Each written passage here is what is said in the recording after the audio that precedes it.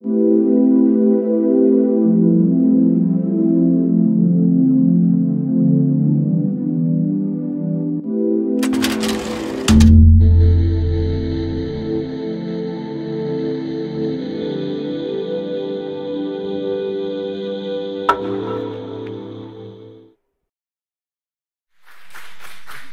tal? Buenas tardes. Me da mucho gusto estar con ustedes y sobre todo compartiendo con quienes han tenido la experiencia de cuando se cuenta con programas de atención más allá de lo que sería la atención en un hospital o en un centro, digamos, médico. Esto yo creo que desde un principio el doctor de la Fuente promovió que fuera la atención más allá, ¿no? Y quiere decir que fuera entre pares, ¿no? Que fuera a nivel psicoeducativo, así que pues es un honor para mí estar aquí esta mañana, sobre todo por el trabajo que la maestra María Luisa Rascón ha realizado en ese sentido de la psicología educativa, de la psicoeducación y de esta promoción de la salud mental en la población. Muchas gracias, María Luisa, por invitarme. Y bueno, creo que yo me voy a salir un poco de tono porque tuve que venir a estas horas y quizá ya mis compañeros, colegas, hablaron conmigo, con ustedes, perdón, sobre los problemas de la salud mental.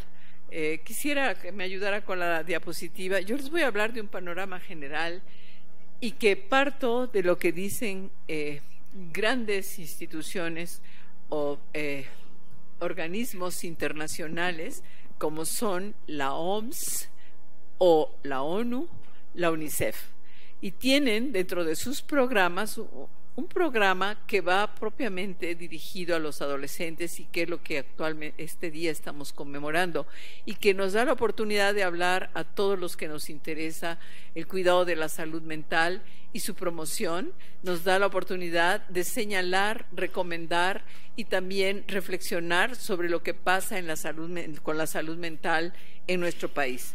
Como ustedes pueden ver, este programa que les digo se llama Estrategia Mundial para la Salud de la Mujer, el Niño y el Adolescente y que está planeado de 2016 a 2030. Y esta agenda es de la ONU y se relaciona mucho con la agenda de la OMS y que promueve celebrar este Día de la Salud Mental precisamente pues para difundir sobre todo el trabajo que se debe realizar y que también se debe comprender lo que es la salud mental. Como ustedes pueden ver, muy rápidamente les diré de qué se trata esta agenda. Esta agenda habla sobre avances en la comprensión del estado de salud sobre los determinantes subyacentes a la muerte, la enfermedad y las conductas relacionadas con la salud sobre la adolescencia. O sea, abarca más allá de la salud mental. También habla de que debe de estar sustentada la intervención en la evidencia, es decir, un mayor compromiso y acción por parte de los gobiernos nacionales y organizaciones no gubernamentales para desarrollar trabajos de investigación que sustenten nuestras intervenciones. La investigación deberá estar centrada en la salud de los adolescentes, considerando, desde luego, a los países de ingresos bajos y medios, que es donde menos oportunidad tienen de ser beneficiados por estos, digamos, resultados de investigaciones para que se favorezca su salud mental con lo que aporta la ciencia. Perspectivas que incluyen a la salud pública, los derechos humanos y el desarrollo socioeconómico. También se necesita hacer mucho más en este periodo de la vida, ya que hay que mejorar el presente para ver el futuro de las personas y familias en las comunidades y países que podrían ser quienes nos van a pues aportar en los años que vienen, pues con su trabajo, con el haber no desertado de las escuelas, el haber alcanzado los niveles de estudios para poder tener una vida laboral. Vean todos los problemas prioritarios, es mucho lo que tenemos que abarcar. En primer lugar, las adicciones, que como bien ustedes saben, en la actualidad predomina en los jóvenes. El SIDA, que es una epidemia que también tiene que ser atendida y que cada vez son más jóvenes y niños los que se ven afectados por esta infección viral. Las lesiones que son causadas por la violencia y también como consecuencia de el uso y abuso, sobre todo de alcohol y de alcohol, el abuso explosivo de alcohol, es decir, jueves, viernes y sábado se incrementan el número de accidentes automovilísticos y hay que atender la salud mental, por supuesto, la nutrición, el aspecto del abuso sexual, que cada vez es más frecuente. ¿Por qué? Porque se ha abierto la ventana de oportunidad para que todos aquellos que han sido violentados sí tengan a dónde recurrir y también haya espacios para su tratamiento, sobre todo de las consecuencias que tienen este tipo de problemas que se dan en comunidades, en la sociedad con mucha frecuencia. Desde luego la salud reproductiva, sobre todo asociado al embarazo adolescente. México ocupa el primer lugar en embarazo adolescente después de los estados subsaharianos. La violencia en todos los niveles, y aquí tenemos la violencia, como ustedes saben, la violencia escolar, la violencia llamada bullying, que deberá combatirse. El embarazo adolescente, como les decía, y específicamente la depresión y el suicidio en los adolescentes, como ustedes deben tener conocimiento, en los adolescentes es donde más, en etapa de la vida en donde más se presenta el suicidio. La violencia en el noviazgo, que se normaliza la relación o la interacción en esta etapa de la vida a través de violencia verbal y violencia física, también es parte de los aspectos prioritarios que hay que atender. Hay que atender a los adolescentes trabajadores. En nuestro país tenemos una gran cantidad de niños que están trabajando desde muy temprana edad y estos no tienen también la atención debida, ya que no se están tomando en cuenta, pues legalmente no deberían de estar haciendo esas labores, no tienen seguridad social, ellos están sin eso.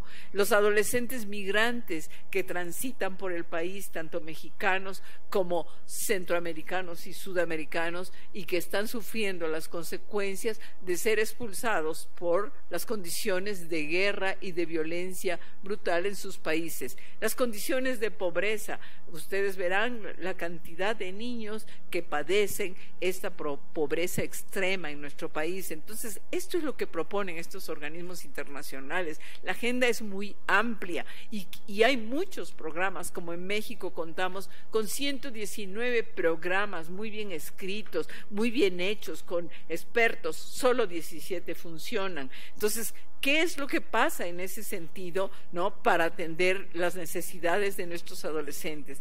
La discapacidad, tomados en cuenta de días de vida perdidos, no van a las escuelas, están los adolescentes sin terminar la secundaria, la preparatoria, pero muchos niños tampoco terminan la primaria. Entonces, ¿qué vamos a hacer con un país con niños y adolescentes que no tienen el mínimo de instrucción? O sea, no van a poder leer, no van a poder ejercer sus derechos, no van a poder interactuar también ellos dando a conocer sus necesidades. Entonces, esto es lo que nosotros podemos ver en cuanto a la agenda, que es tan amplia. Y aquí están unos datos, vean, ahí está México, Chile se parece mucho a nosotros, y si ustedes ven, por ejemplo, Uruguay no aparece en esta estadística. ¿Por qué? Porque ha logrado bajar el porcentaje de embarazos con programas precisamente de difusión, de psicoeducación, y ya no tienen los embarazos en el mismo nivel que los estamos teniendo México y Chile para el caso de la región en la que vivimos, ¿no? Aquí está también la estadística en cuanto a la edad del mayor número de suicidios, el porcentaje más grande, que sobre todo es de la edad de 20 a 24 años, y esto es pues muy reciente, que ha sacado esta estadística sobre la etapa de propensión al suicidio. Aquí está lo del consumo de drogas también, que ya les he hablado, y vean ustedes, el grupo etario de 18 a 34 tiene las mayores prevalencias de consumo, y vemos nosotros también que drogas entre hombres y mujeres cada vez es más parecida a la prevalencia. Esto es preocupante, ya que las mujeres en otro tiempo no tenían esos porcentajes de uso de sustancias. Ahora ya hombres y mujeres son prevalencias muy semejantes, ¿no? Los adolescentes con discapacidad, que poco nos ocupamos, ¿por qué? Porque requiere de programas que necesitan un gran financiamiento. Entonces, vean nada más los millones de adolescentes de 0 a 17 años que tenemos, 39.2 millones, pero 1.9% de esos niños tienen algún tipo de discapacidad que puede ir desde oído, vista y sobre todo los motrices, que les impiden llevar una vida completa. La deserción escolar en México, vean cuántos chicos, 36% de los estudiantes que entran a primaria termina la prepa, solo el 36%. Entonces, ¿cuántos están quedando en el nivel de escolarizado de primaria, lo cual les lleva a tener menos oportunidades de vida y de trabajo? La pobreza en la adolescencia mexicana, ¿qué tipos de carencia presentan? 62.6 de los 40 millones de menores de 17 en el país presentan carencias por falta de acceso a la seguridad social, que es lo que estamos hablando. No se cubren sus necesidades de seguridad social. 27% de los menores tienen carencias por falta de alimentación y 24.8 tienen carencias por accesos a los servicios básicos de vivienda. O sea, el problema es muy grave, y yo creo que cada uno de los grupos de trabajo está contribuyendo a que estas cifras en algún momento empiecen a tener algún descenso. Entonces, todo esto pues tenemos que considerarlo. Aquí está lo de el VIH-Sida en adolescentes. Vean ustedes, 30% de la prevalencia de enfermedades de transmisión sexual. ¿Por qué? Porque no tienen educación para utilizar los protectores para este tipo de enfermedades de transmisión sexual, que en todo caso sería el preservativo. Dice, 96% de los casos de VIH son por relaciones sexuales no seguras y sin uso de condón. Tiene que difundirse la enseñanza en este sentido. Los muchachos deben saber utilizar estos protectores, porque si no tienen alto riesgo de presentar esta infección.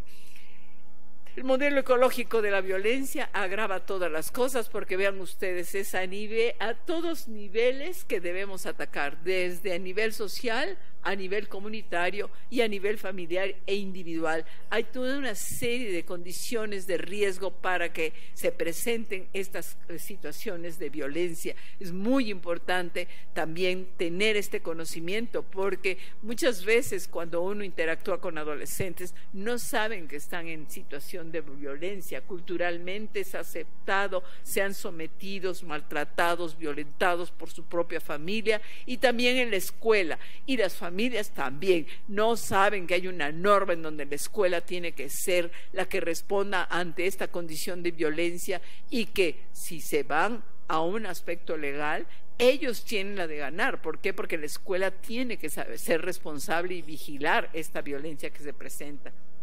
Por otro lado, hay una guía que, como ustedes la pueden ver, sirve para proveer una aproximación sistematizada para comprender las necesidades y de salud de los adolescentes, priorizando el contexto, desde luego, por país, ¿no? Entonces, hay que hacer programas de salud, planeándolos, monitoreándolos y, por supuesto, evaluando también estos programas.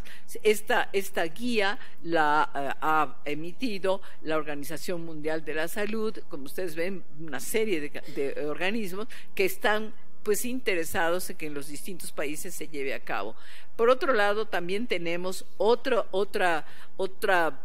programa, y que dice que es una segunda oportunidad para una segunda década. Y esto quiere decir que nosotros debemos estar pendientes de llevar a cabo estas 10 acciones que están enumeradas en colores, y dice, en primer lugar, tiene que ir dirigido a personal de nivel superior y de medio del sector salud, a organismos del sector salud con apoyo técnico y financiero y de implementación para las intervenciones, y también a defensores, proveedores de servicios, educadores e incluso a los propios jóvenes, que eso es otra cosa que vamos a observar, que en los programas también deben ser incluidos los jóvenes para generar estos programas, porque muchas veces podíamos nosotros darnos cuenta de que no van a interactuar en estos programas o no los van a seguir, porque quizá no preguntaron sus necesidades. Ahora cada vez más se preguntan las necesidades a los jóvenes para poder responder a sus demandas y no generarlo de alguna manera como un planteamiento teórico. Entonces, ¿qué tenemos que hacer con este programa o esta guía y estas 10 aspectos que deben cubrirse? Pues dice, en primer lugar, comprender la salud de los adolescentes, que es esencial para la salud pública, pues son millones de adolescentes que están desatendidos. Fortalecer la defensa de la salud de los adolescentes y también involucrar a ellos mismos y mantener una perspectiva positiva hacia ellos, porque hay también en la sociedad cierto rechazo cuando se trata de jóvenes que están en una etapa en donde señalan quizá al mundo adulto de una manera pues muy crítica lo que no están de acuerdo y lo que no ha sido para ellos útil en la vida. Entonces eso hace que los adultos no quieran tener una comunicación más estrecha con ellos. Involucrar, desde luego mejorar, la recopilación y análisis y usos de datos, que eso el Instituto Nacional de Psiquiatría ya ha aportado con todos sus grupos de trabajo una serie de conocimientos de nuestro país para poder ahora desarrollar los programas más propiamente de la localidad o de la sociedad que es la sociedad mexicana. Utilizar la respuesta a la salud del adolescente como un indicador de equidad también, y definir desde luego prioridades de investigación, algo que impacte a la población, investigar lo que va a impactar a esta población, trabajar con los otros sectores desde luego para mejorar la salud de los adolescentes y concentrarse por supuesto en la cobertura universal de salud para la segunda década de la vida. Intervenciones de apoyo que van más allá del individuo e incorporar un enfoque en los adolescentes en todas las políticas de salud y estrategias y programas.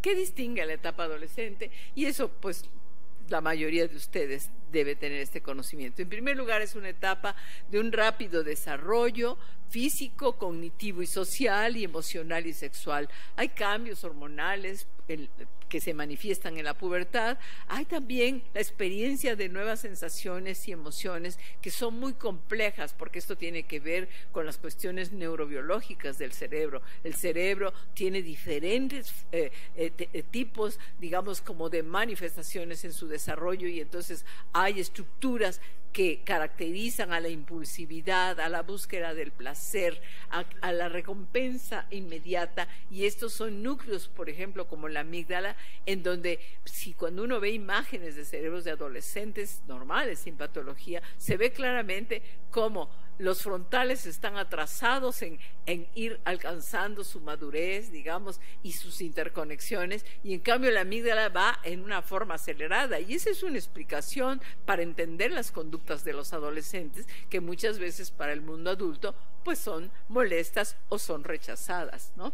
Por otro lado, también es el momento de alcanzar una identidad, pero si vemos todas las carencias que he mencionado antes, ¿qué va a hacer con su propia identidad este adolescente con este desarrollo que es tan necesario para alcanzar la juventud y la edad adulta madura? Dice, estas explosiones de conexiones y desarrollo fisiológico del cerebro pues explicarían estas conductas que observamos en ellos. La habilidad, dice, cognitiva emocional, influenciada por el contexto y el control del impulso. O sea, están ellos en una lucha constante desde la biología, la psicología, la cognición propiamente, y también los aspectos externos, como sería la interacción con el mundo de los adultos y la comunidad. Dice, es una etapa en donde ya se requieren más años de educación y de entrenamiento debido a la expansión de primaria, secundaria y educación superior, y eso lo vemos en la transición de la preparatoria a la universidad, que van a tener problemas propios también estos adolescentes que están casi al final y empezando otra etapa de juventud, y con una presión muy grande y una alta exigencia por los programas educativos universitarios, y que hay que atender sus necesidades, lo mismo trastornos de ansiedad, depresión, problemas de estrés, también de estrés agudo, problemas de tipo adaptativo, ¿no? Entonces dice, es esta etapa en donde ellos estarían por iniciar el empleo y la formación familiar. Si no están atendidos en estas necesidades, si no se detectaron a tiempo los aspectos de psicopatología y fueron tratados, va a ser muy difícil que ellos logren esta etapa con satisfacción, como dice la OMS.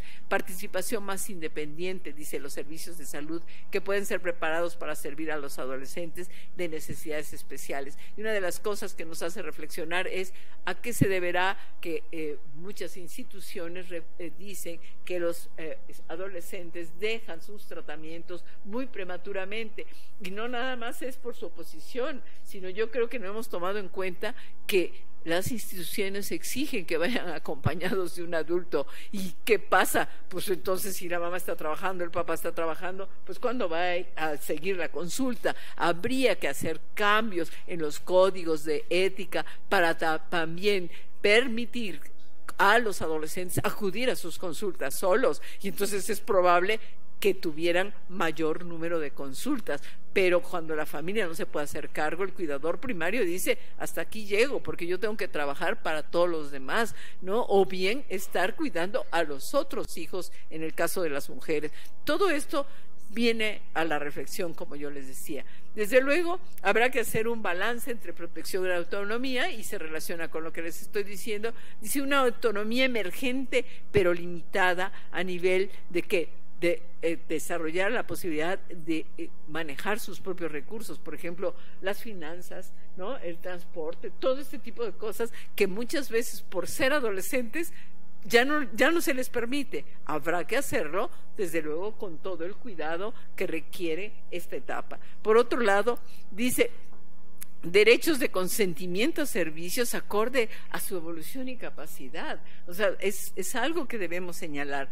Ellos tienen una mayor vulnerabilidad en algunos aspectos, como sería la vulnerabilidad a juegos, pornografía, intimidación en línea, que eso es otra problemática que están enfrentando los adolescentes modernos, que son el uso, más bien diría el mal uso de redes y de todos estos digamos juegos, videojuegos o juegos interactivos en donde la violencia está al máximo, y esto de alguna manera produce también una respuesta de condición de estrés, lo que los lleva a alteraciones del sueño, los lleva a condiciones de ansiedad, a condiciones de síntomas depresivos. Entonces uno tiene que vigilar. Y lo otro, que sería a través de las redes sociales, el cyberbullying, el bullying a través de las redes sociales, que hace que los estudiantes o los adolescentes tengan un gran riesgo de ser abusados y también explotados a través de las redes sociales, ¿no? ¿Cuáles son los dominios y de las competencias básicas en el cuidado de la salud mental? Bueno, los conceptos básicos en salud mental, de desarrollo efectivo y comunicación, nos lleva a buscar la comprensión del adolescente y esta etapa del desarrollo, porque tiene implicaciones clínicas y también en la práctica. La comunicación debe ser de una manera adaptada a la edad de un adolescente y a la etapa de su vida.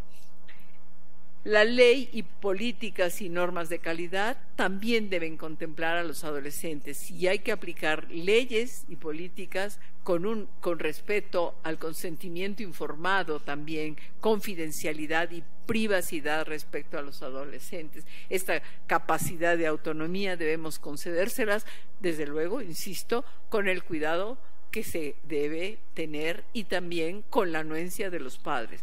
Toma de decisiones, cumplir con los estándares de calidad para una atención amigable para los adolescentes es muy importante, y desde luego una atención clínica de adolescentes con condiciones específicas es fundamental de tomar en cuenta en los programas de atención para que estos adolescentes puedan tener los beneficios de los distintos programas. Hay que sustentarlo todo en los derechos, y vean, estos son los derechos que propone la organización, la OMS. Es la protección de los niños y disposiciones para grupos vulnerables, agua, saneamiento, higiene, desde luego, y infraestructura, nutrición, salud, y también tiempo libre, educación, iniciación laboral. ¿Qué es lo que sucede con el tiempo libre y la educación? Algo que también tiene que contemplar las políticas públicas es la interrelación entre instituciones, como serían desarrollo de más programas para la atención de estos adolescentes a nivel cultural y deportivo. Las experiencias nos lo dicen, hay programas que tienen como base el inducirlos a la cultura y sobre todo a las acciones que desarrollan los que se dedican a la música, y han visto cómo logran aglutinar a partir de la enseñanza de poder ejecutar con un instrumento a grandes grupos que son niños que están en la calle, adolescentes que no están haciendo nada. Tiene que haber una relación entre las distintas instituciones para que esto sea un trabajo interinstitucional que se ponga al servicio de los adolescentes.